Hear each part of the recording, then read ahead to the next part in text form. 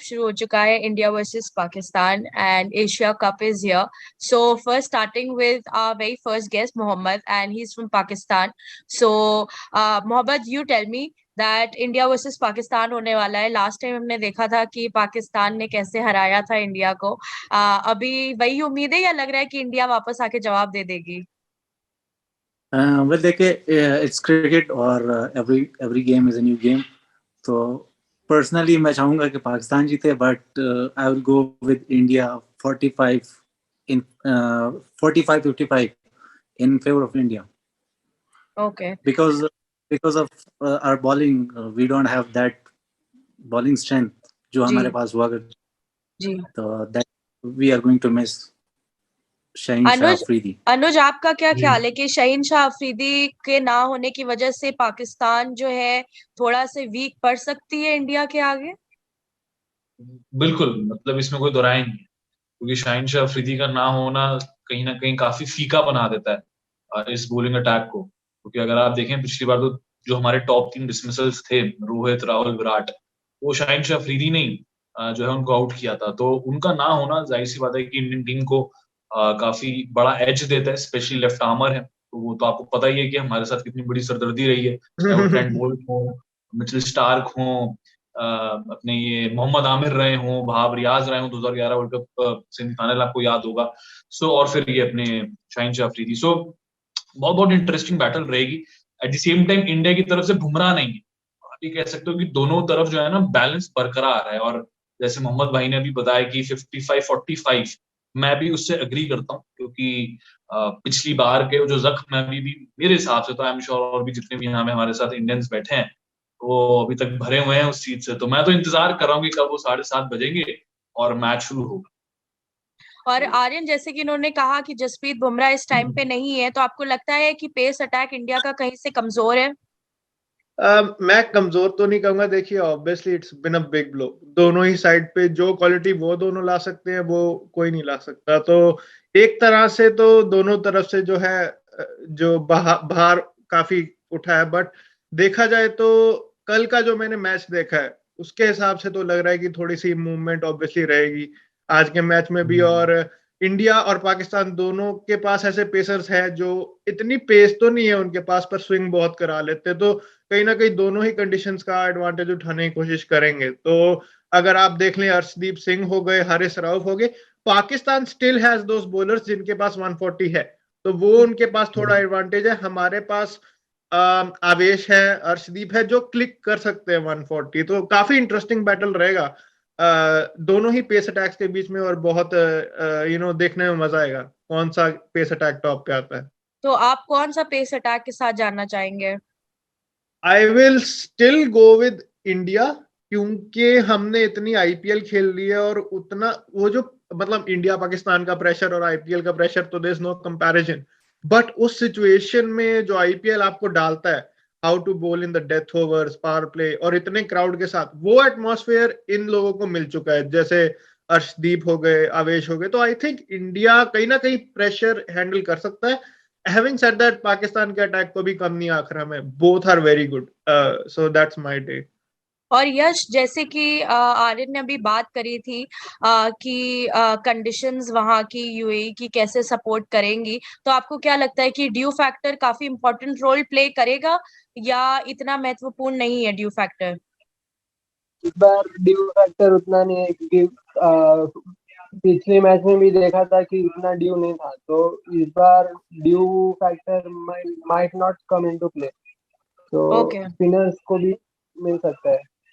इसमें मैं चीज एक ऐड करना चाहूंगा जानवी कि 38 डिग्री टेम्परेचर हो रहा है फिलहाल दुबई में. मतलब जिसे कहते हैं दिल्ली वाली गर्मी हो रखी है, लू चल रही है उधर. तो ड्यू तो आप एलिमिनेट कर ही दो. टॉस इतना मैटर करना ही नहीं है. पहले था ना कि टॉस जीतो, गेंदबाजी करो और मैच के बॉस बनो, और वो सूरत हाल नहीं है. तो अब आई थिंक आइडियल कंडीशंस हैं खेलने के लिए कि आप टॉस पे डिपेंडेंट नहीं है. वर्ल्ड कप में हमने देखा था ना बुरा हाल, और आईपीएल में भी क्या चेस करते जा रहे हैं और मैच जीतते जा रहे हैं. तो आई थिंक ये एक अच्छा साइन है कि ड्यू नहीं है. और हमारे साथ एक और शख्स जुड़ चुके हैं पाकिस्तान से, सुभान. सो हाय सुभान, क्या हाल चाल आपके? Hello ma'am, how are you? कैसी हैं आप? ठीक ठाक हैं? खैरियत से हैं? जी सब खैरियत से हैं। और देखिए अनुज, इनके साथ उर्दू का कैसे आगमन हुआ है हमारे शो में। बिल्कुल यार। हाँ, मैं वही देख रहा था कि यार बहुत समय के बाद एक बार फिर से उर्दू वाली कन्वर्सेशन जो है, जैसे सुभान भाई जुड़ चुके हैं। सुभान भाई कहाँ से, पाकिस्तान से कहाँ से जुड़ रहे हैं? मैं सर लाहौर से हूँ। लाहौर से, अच्छा जी, लाहौर अच्छा। तो से। पंजाबी थोड़ी बड़ी चंगी होगी फिर से, मैनू लग रहा है। होनी है। हाँ जी, हाँ काफी जी, तो चंगी होनी। बिल्कुल। हाँ जी, हाँ जी। चलो फाइनली अब यहाँ पे पंजाबी पाकिस्तानी सब लोग यहाँ पे शुरू हो सकते हैं अपने में कॉन्वर्सेशन। साथ ही में Subhan, I wanted to ask you कि अब आपने देखा कि पाकिस्तान जो है काफी अच्छी तरीके से उन्होंने लास्ट टाइम इंडिया को हराया था, और अभी भी पाकिस्तान का इतना प्रैक्टिस नहीं है, तो आपको लगता है इस बार थोड़ी ना कहीं पाकिस्तान के एंड से कमी है प्रैक्टिस में, या इंडिया को फेस करने में थोड़ा वो हल्का ले रहे हैं?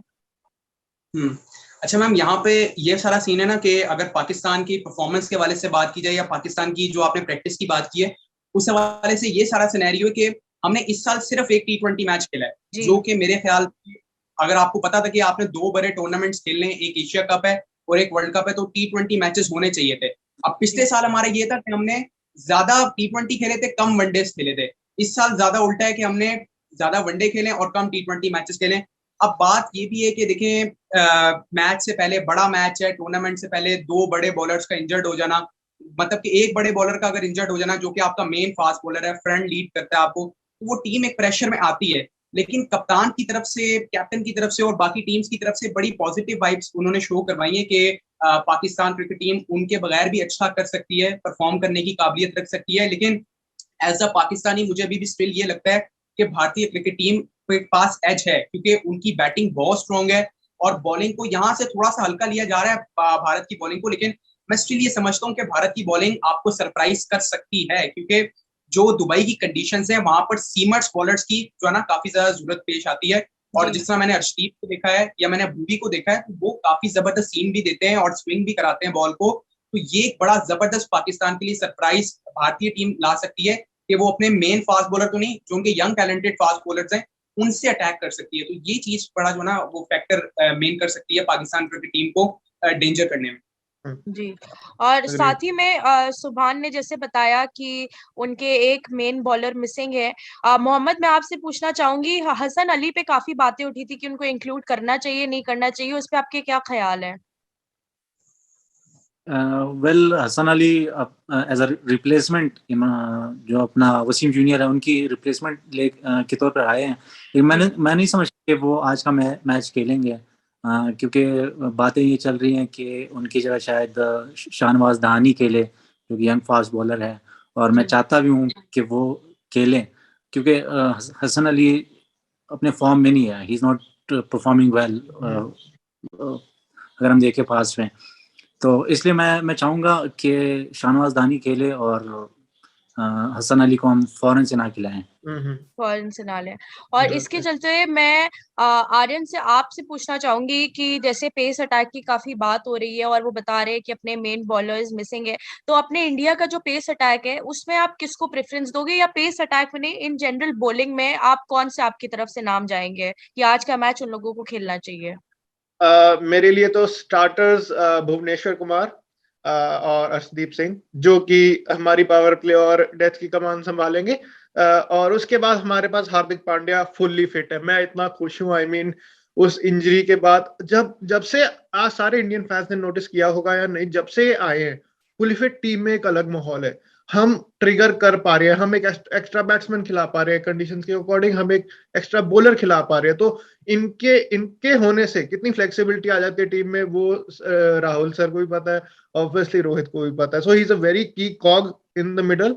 ये 3 तो हो गए, अब आते हैं स्पिनर्स पे, और सर रविंद्र जडेजा ऑब्वियसली वहां पे होंगे, युजवेंद्र चहल भी होंगे। तो मेरे लिए एक बार तो ये 5 है। अब छठे बॉलर पे Janhvi, I am a bit perplexed at the moment, क्योंकि कल का मैच देख के तो यार लगता है आवेश खान आना चाहिए, क्योंकि पिच में बहुत हेल्प थी। बट फॉर मी ऐसी चीजों में तो मैं एक ही चीज कहता हूँ, depends on coach and captain, depends on what combination they want to go in with. It can either be Avesh Khan और रविचंद्रन अश्विन और इवन रवि बिश्नोई, हमें कुछ नहीं पता। you might see Ravi Bishnoi play with. So sixth bowler के लिए ऑप्शन मैं थोड़ा कंफ्यूज हूँ, बट 5 बॉलर्स वही होंगे, अर्शदीप, बुमराह, पांड्या और जडेजा और चहल। तो मेरे तो ये 5 बॉलर खेलेंगे। अनुज, आपको क्या लगता है कि टीम इंडिया एक्सपीरियंस के साथ जाएगी या यूथ के साथ जाएगी? यार ये बड़ा इंटरेस्टिंग सवाल है, क्योंकि ये डिबेट तो चल ही रही है ना जब से वर्ल्ड कप हम हारे हैं, कि जो बायलैटरल सीरीज हमने खेली अच्छा क्या, उसमें डिफिकल्ट ये हो जा रहा है कि यार पंत, जडेजा और कार्तिक, क्या ये तीनों आपकी स्कीम ऑफ थिंग्स में वर्ल्ड कप के लिए बने हुए हैं? अगर हैं तो फिर खिला दो कार्तिक को आज। भाई जब आपने उनको इतना टेस्ट कर लिया तो फिर इस मैच इससे बड़ा मंच नहीं हो सकता ना, मतलब भारत पाकिस्तान एशिया कप इतनी बड़ी चीज है, तो मेरे हिसाब से तो उनको खेलना चाहिए। अगर वो नहीं है तो फिर आप दीपक हुड्डा को लेके आओ, एक आपको स्पिनर का भी ऑप्शन मिल जाएगा और एक फ्लोटर के तौर पे आप उनको इस्तेमाल भी कर सकते हैं। और मैं तो उसमें भी बिलीव रखता हूँ यार कि वो सुपरस्टिशियस वाली चीज होती है ना, ये 16 मैचेस खेले हैं भारत से, एक भी भारत हारा नहीं है, तो यार एक और सही भाई 10 महीने बाद हमको मौका मिल रहा है पाकिस्तान को हराने का। सो मेरे लिए तो आई थिंक थोड़ा मेरे लिए भी डिफिकल्ट है, बट अगर एक चुनना हो अश्विन, बिश्नोई, कार्तिक, हुड्डा में से, तो एज ऑफ नाउ मैं कार्तिक को बैक करूंगा। आप अपनी स्ट्रेंथ पे खेलो, अगर आप फिनिशर का रोल उनको दे रहे हो तो फिर वो पूरी तरीके से उसको निभाने का उनको मौका दो। तो मेरे लिए आइडियल कॉम्बिनेशन यही होगा कि कार्तिक के साथ जाया जाए। और जो गेंदबाज आर्यन ने बताया ना, मैं उससे पूरा अग्री करता हूँ। अच्छा, और यश, आपका क्या मानना है कि दिनेश कार्तिक को खिलाना चाहिए, इंक्लूड करना चाहिए प्लेइंग 11 में? क्योंकि अगर दिनेश कार्तिक को हम लोग इंक्लूड करेंगे तो कहीं ना कहीं हमारा टॉप ऑर्डर ऋषभ पंत या किसी बड़े नाम को जो है टीम से निकालना पड़ेगा। दिनेश कार्तिक को इंक्लूड करना चाहिए, बट एज अ मीन्स उसको ऐसे ही नहीं कि सिर्फ लास्ट के 10-15 बॉल खेलने के लिए। अगर सिचुएशन डिमांड कर रहा है कि दिनेश कार्तिक की जरूरत है तो उसको ऊपर भी भेजना चाहिए। कि सपोज अगर पंत से कभी कभी कदाच ओपन भी करते हुए देखा है ऋषभ पंत को, अगर तो ऋषभ पंत ओपन कर रहा है तो दिनेश कार्तिक को फ्लेक्सिबल रखना चाहिए batting order according to the situation. और आप लोगों का जैसे सुभान, आप लोगों ने भी देखा है कि अपने इंडिया में जो है काफी विराट कोहली के बारे में काफी मैंने सुना है कि पाकिस्तान विराट कोहली के नाम से काफी डरा करती थी, लेकिन रिसेंटली हम लोगों ने देखा उनकी कैसे उनके क्षेत्र में डाउनफॉल आनी शुरू हुई, और वो आगे भी आए, उन्होंने बताया कि किस प्रकार से जो है उन्होंने उनका ये जो सेटबैक उनको लगा है। तो आपको क्या लगता है कि अब वो इतना अपफ्रंट होके आए, उन्होंने सब चीजें बताई हैं, तो अब की बार जो है विराट कोहली पाकिस्तान के अगेंस्ट चल पाएंगे कि क्या उम्मीद है आपकी? अच्छा मैम, सबसे पहले तो ये चीज है ना कि Virat Kohli the big player, मतलब नाम से पता लगता है कि एक बड़ा प्लेयर का नाम है। और पाकिस्तान की खैर ऐसे प्लेयर्स की बड़ी इज्जत करते हैं, क्योंकि विराट कोहली की ना सिर्फ फैंस इंडिया से ज्यादा लोग पाकिस्तान में बहुत पसंद करते हैं, क्योंकि विराट कोहली एक आइडियल रहे बाबर आजम के। जिस तरह बाबर आजम आज खेलते हैं, दोनों में बहुत सारी सिमिलैरिटीज हैं खेलने की, लेकिन अभी भी मैं स्टिल समझता हूँ विराट कोहली द लेजेंड, वो लेजेंड एक कीपर है। बाबर आजम अभी कर रहे हैं, अभी उस मकाम पर पहुंचने के लिए टाइम चाहिए। लेकिन एंड अगेन अगर देखा जाए विराट कोहली की फॉर्म, यानी कि 1 महीने तक उन्होंने, कल मैं स्टेटमेंट सुन भी रहा था कि उन्होंने कहा कि मैंने 10 सालों में पहली मर्तबा ऐसा हुआ है कि मैंने 1 महीने तक बैट को नहीं छुआ है। और उसके बाद अब देखें एक पॉजिटिव वाइब इस तरीके से भी आ जाती है कि पिछले बहुत सारे दिनों से क्रिकेट में बिजी थे, क्रिकेट में जो है ना बिल्कुल ही इन्वॉल्व हुए थे, रेस्ट का टाइम नहीं मिल पा रहा था। यानी कि मैं अभी तक देखता हूँ कि जितने मैचेस विराट कोहली के होते हुए टीम में विराट कोहली ने खुद खेले हैं, उतने मैचेस अभी तक मुझे नहीं लगता कि इंडिया में किसी ने खेले। शायद रोहित शर्मा भी उनके साथ उनके मैचेस को जो है ना पिक करते हो, लेकिन आई थिंक दैट मुझे अभी भी स्टिल ऐसा लगता है कि पाकिस्तानी बॉलर्स को थोड़ी बहुत एहतियात पकड़नी चाहिए। लेकिन हाँ, एक माइंडसेट पाकिस्तान के बॉलर्स में ये होगा, एक कॉन्फिडेंस लेवल इस तरीके से होगा कि कोहली की फॉर्म नहीं है, राहुल इंजरी से बैक करके आए हैं, ठीक है, तो एक पाकिस्तान के पास इस तरह से वो अपने कॉन्फिडेंस को लेकर चलेंगे। लेकिन हाँ, अगर ओवर कॉन्फिडेंस की तरफ जाते हैं तो मे भी फिर भारत रन्स करता है और तो फिर वो टफ टाइम देगा। लेकिन अगर विराट कोहली के हवाले से आप पूछ रहे हैं तो मैं अगर स्टिल देखूं तो 88 की एवरेज है, यानी कि अगर दोनों तीनों फॉर्मेट्स में पाकिस्तान के अगेंस्ट तो 88 की एवरेज है। और 88 की average is a good average, यानी कि जब देखें हमने स्कोर किया है। अभी आपने लास्ट T20 मैच देखा, अगर 151 जो है ना विराट कोहली की टीम ने किया, इंडिया ने किया लास्ट T20 वर्ल्ड कप में, तो वो किसकी वजह से किया? वो विराट कोहली की वजह से किया। राहुल आउट हो गए, रोहित आउट हो गए, पंत ने थोड़ा बहुत कंट्रीब्यूट किया, लेकिन एंड तक कौन खड़ा रहा? एंड तक विराट कोहली खड़े रहे, जो कि पाकिस्तान टीम थी। तो मेरे ख्याल से मुझे अभी भी स्टिल ऐसा लगता है कि विराट कोहली के पास बड़ी अपॉर्चुनिटी है, बड़ा चांस है पाकिस्तान के अगेंस्ट परफॉर्म करने का, अपनी फॉर्म को वापस लाने का। एज अ पाकिस्तानी मैं ये बात बैठकर बोल रहा हूँ कि विराट कोहली के पास बड़ा चांस है, अपॉर्चुनिटी है, लेकिन मैं चाहता नहीं हूँ कि पाकिस्तान के अगेंस्ट विराट कोहली परफॉर्म करें, बिल्कुल नहीं चाहता हूँ। मैं चाहता हूँ पाकिस्तान उनको आउट करे, लेकिन जो as a technical cricket analyst जब हमने बात करनी है तो फिर हम ओवरऑल प्लेयर्स को, पाकिस्तान हो या इंडिया हो, सबको देख के चलना पड़ता है। बिल्कुल। अच्छा, मेरा एक सवाल है जानवी आपसे जी।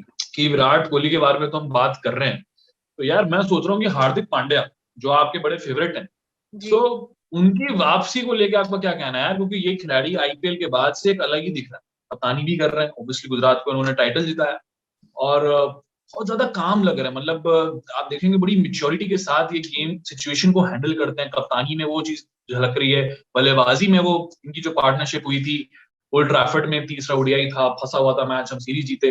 सो हार्दिक पांड्या क्या सोच के साथ उतरने वाले हैं आज दुबई के इस मैदान में?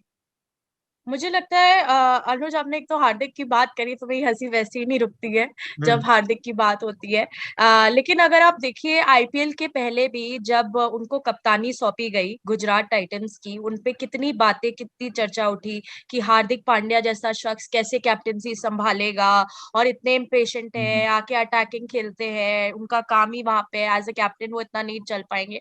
लेकिन उन्होंने सबको मुंह तोड़ जवाब दिया, उन्होंने कैप्टनसी इतने अच्छी तरीके से निभाई, गुजरात टाइटंस के लिए टाइटल जीत के आए, प्लस अभी रिसेंटली टीम इंडिया को भी लीड किया उन्होंने।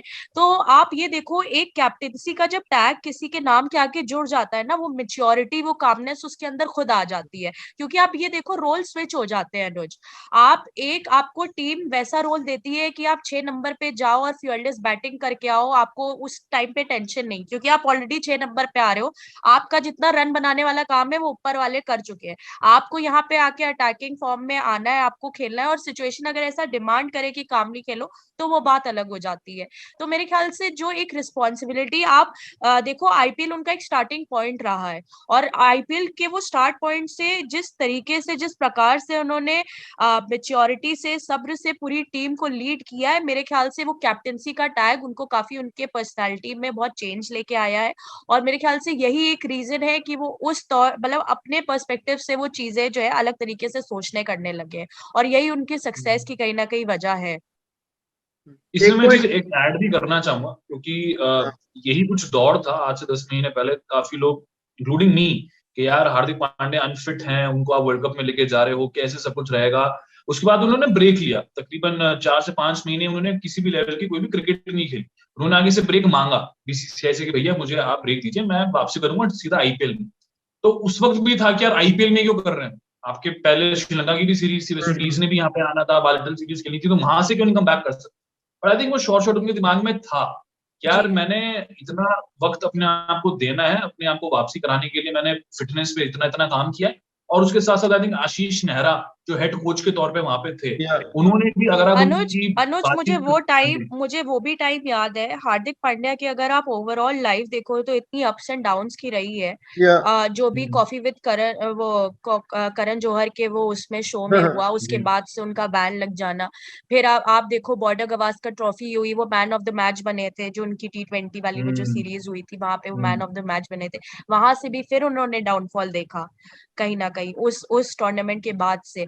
लेकिन आप उनका कमबैक देखिए, लोगों ने कहने लगे कि हार्दिक पांड्या की रिप्लेसमेंट वेंकटेश अय्यर आ गए हैं, और हार्दिक पांड्या जो है वो नाम खत्म हो गया है, और अब उनकी इंजरी हो गई है। लोग इतने सवाल उठाने लगे थे उनकी कप्तानी पे भी कि वो एज अ प्योर बैट्समैन अगर कप्तान बनेंगे, क्योंकि सब लोग कहने लगे अगर वो ऑलराउंडर का काम नहीं कर रहे तो उनको कप्तानी देने से क्या फायदा है ना। जब उनका इंजरी का चल रहा था और जब वो बॉलिंग ऑप्शन नहीं प्रोवाइड कर पा रहे थे, तब उनकी बैटिंग पे भी काफी सवाल उठे थे कि हार्दिक पांड्या को अगर हमें purely as a batsman use करना पड़े तो क्या यूज है, और कप्तानी भी उनको इस बेसिस पे नहीं दी जा सकती है।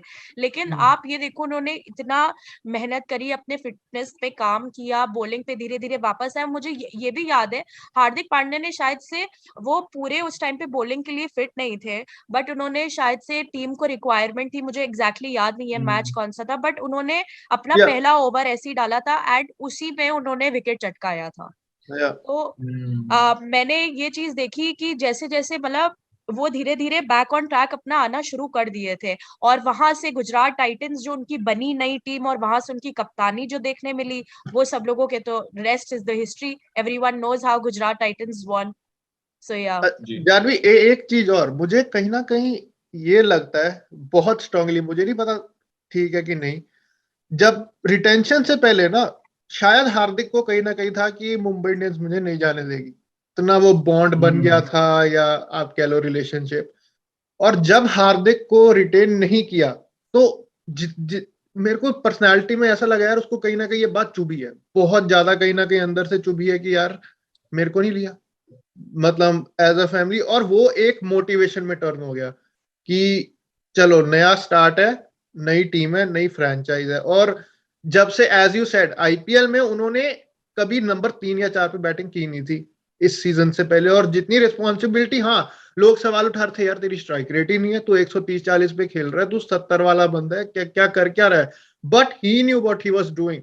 और आई थिंक जो इंजन रूम था उनका, टेवाटिया, मिलर और Rashid Khan, Miller as a Punjab fan जो 100 साल में नहीं चला उसको इन्होंने चलवा दिया मतलब आईपीएल में, तो उनकी लीडरशिप निखर के आई वहां पे। और plus he has been like you know back to his flamboyance with a calmness. अब वो जो कहते हैं ना फ्रीकी हेयर स्टाइल और his personality is a bit different, he is back at his best, but we are seeing a more calm Hardik Pandya as you said, which you know is also support of his family. His family has been very supportive to him, which is very good to see. With his son coming, that made a huge difference to him in his demeanor. So yeah, it's very good signs for him, and we hope that he does well, you know. इतनी हार्दिक के बारे में बात कर ही रहे हैं और Mumbai Indians का टॉपिक छिड़ चुका है, तो सूर्य कुमार यादव पे आप लोगों का क्या टेक है? मोहम्मद, हम आपसे शुरू करते हैं क्योंकि आप दूसरे मुल्क के हैं। तो सूर्य कुमार यादव क्या विराट कोहली जितना बड़ा थ्रेट है आप लोगों के लिए? Suryakumar Yadav is a good talent, great talent है, अच्छा टैलेंट है, लेकिन आपने जो भाई से भी सवाल किया था कि विराट कोहली जितना थ्रेट, नहीं, अभी नहीं, विराट कोहली जितना थ्रेट उसे बिल्कुल नहीं लेते अभी, क्योंकि विराट कोहली देखें, मैंने अभी स्टार्ट में ही बात की थी, जब आपने विराट कोहली से मुताल्लिक मुझसे सवाल किया था तो मैंने कहा था देखें Virat Kohli out of the form है, लेकिन यहाँ पर आज भी वो उतना ही डेंजरस है जितना पहले था। मैंने उसकी एवरेज आपको निकाल के बताई, मैंने कहा देखिए 88 की एवरेज है पाकिस्तान के अगेंस्ट विराट कोहली की, यानी कि हर मैच में तकरीबन उसका 50+ स्कोर है पाकिस्तान के अगेंस्ट। तो ये चीज एक बड़े प्लेयर के अंदर होती है, और एक छोटी चीज ऐसी होती है कि जो छोटा प्लेयर आता है, जिस तरह के छोटी फॉर्म से उठकर बड़ी फॉर्म में आना, छोटी जगह से उठकर बड़ी जगह पर आकर फॉर्म करना, सूर्य कुमार यादव को अभी बड़ा प्लेटफॉर्म चाहिए, अभी बड़ी नीड है उसको बड़े प्लेटफॉर्म की। तो मेरे ख्याल से जब वो बड़े प्लेटफॉर्म पे आकर बड़ी टीम के अगेंस्ट बड़ी जगह पर परफॉर्म करेंगे, तब वो दूसरी टीम्स के लिए थ्रेट्स बनेंगे। यानी कि अब जिस तरह ये पाकिस्तान के कप्तान है बाबर आजम, ये परफॉर्म जब स्टार्टिंग में आए तो बड़ा क्रिटिसिज्म होता था कि बाबर आजम परफॉर्म नहीं कर पाते, बाबर आजम जो है छोटी टीम्स के अगेंस्ट रन्स करते हैं, लेकिन बाबर आजम ने ऑस्ट्रेलिया में जाकर भी रन्स किए, बाबर आजम ने इंग्लैंड में जाकर भी रन्स किए। तो वो एक चीज होती है कि आपका जब प्लेयर आता है वो डेवलप किस तरह होता है। देखिए जब प्लेयर आता है ना, तो वो तो एक बिल्कुल ही रैपर होता है, वो उस तरीके से होता है। रैपर को फिर आपने प्रोडक्ट में बदलना होता है, फिर प्रोडक्ट से आपको उसको ब्रांड में बदलना होता है। विराट कोहली जिस तरह आया वो एक रैपर से प्रोडक्ट से ब्रांड। तो ये चीजें अभी सूर्य कुमार यादव में अभी बाकी हैं, क्योंकि मेरे ख्याल से उनको भी बहुत ज्यादा नीड है, बड़े प्लेटफॉर्म पर जो ना परफॉर्म करने की बहुत ज्यादा जरूरत है सूर्य कुमार यादव को। और हम लोग ने सूर्य कुमार यादव के बारे में काफी डिस्कशन कर लिया, विराट कोहली के बारे में काफी कर लिया। यश, मैं आपकी राय पूछना चाहूंगी कि केएल राहुल भी एक ब्रेक के बाद आएंगे और कितना महत्वपूर्ण होगा रोहित शर्मा और केएल राहुल की साझेदारी, क्योंकि दोनों एज अ ओपनर के तौर पे आएंगे और एक स्टार्ट देना टीम को कितना जरूरी है? रोहित शर्मा तो वो फॉर्म में आ ही रहे, और केएल राहुल ने भी हमने देखा कि ये जो रिसेंट सीरीज खेला उसने कितना 40 to 50 बॉल्स खेल चुका है। तो बस उसको एक इनिंग्स की जरूरत है, एक इनिंग्स अच्छा गया तो वो वापस फॉर्म में आ जाएगा केएल राहुल, एंड रोहित शर्मा को भी मच नीडेड सपोर्ट मिल जाएगा एज ए ओपनर। और बस first target is left arm pacers को हैंडल करना है रोहित शर्मा एंड केएल राहुल को। लास्ट मैच का देखे तो लेफ्ट आर्म पेसर्स के सामने थोड़ा दिक्कत हुई थी, इस बार वही चैलेंज रहेगा सबसे बड़ा रोहित शर्मा और केएल राहुल के सामने। जी, खैर आज की शाम बताएगी किसके लिए कितना क्या चैलेंजिंग रहेगा। और जाते जाते मैं आखिरी सवाल जो है सभी से यही पूछना चाहती हूँ कि हम लोग ठीक है, हम लोग इंडिया के हैं और आप लोग पाकिस्तान के, तो ऑब्वियसली सब लोग अपने मुल्क को सपोर्ट करेंगे, लेकिन आपका दिल क्या कह रहा है? अनुज, आपसे शुरुआत करते हैं। आज इंडिया पाकिस्तान में कौन जीत के जाएगा? भारत ही जीतेगा ऑब्वियसली। मतलब जैसे मैंने पहले भी बोला कि अब रहा नहीं जा रहा कि जल्दी से मैच शुरू हो, मैच हम जीते, और वो जो जहनी तौर पे जो मेमोरी में वो रह गई ना वो तारीख दुबई में जो जी 10 विकेटों से जीते, तो डिलीट करना चाहता हूँ मैं वो स्टोर जो हो रखी है, इस जी जीत के बाद मैं श्योर हूँ वो डिलीट हो जाएगी। डिलीट हो जाएगी। आर्यन, आपका क्या कहना है कि भारत जीत जाएगी या फिर से मौका मौका कह के चढ़ाया जाएगा? ये I always sit on the fence. जो भी मेरे को ये सवाल करता है, मैं हमेशा ये कहता हूँ, देखिए T20 कल ही हमने देखा, कल बहुत अच्छा एग्जांपल देखा, मेरे लिए तो आई ओपनर था कि वो तो कहते हैं ना, team that performs better on the day wins the game. T20 बहुत अनप्रिडिक्टेबल है, but obviously I feel India 60-40 मेरी ये प्रेडिक्शन होगी। एंड पाकिस्तान को मैं किसी भी चीज में लाइटली नहीं ले रहा। मे द बेस्ट टीम विन, मैं तो ये कहूंगा। ये सेम खेल रहे हैं। और सुभान, आपका क्या कहना है, पाकिस्तान किन मंसूबों के साथ मैदान में उतरेगी? देखिए मैम, अगर तो ये वनडे गेम होती तो मैं कह सकता था भारत को बहुत बड़ा एज हासिल है, लेकिन T20 गेम है, इट्स अ अनप्रिडिक्टेबल गेम, आप कुछ भी नहीं कह सकते हो। तो भाई ने 60-40 का, मैं 50-50 के साथ जाऊंगा। ना अभी मैं पाकिस्तान को ज्यादा कहूंगा ना इंडिया को कहूंगा, लेकिन मेरा दिल चाहता है पाकिस्तान जीते, लेकिन अभी दिमाग यही कह रहा है 50-50 है। जो टीम प्रेशर सही से हैंडल कर जाएगी, जो टीम जो है ना स्टार्ट से प्रेशर डालेगी, डोमिनेट अच्छा करेगी, वही टीम मैच को जीतेगी। मैच जीतेगी।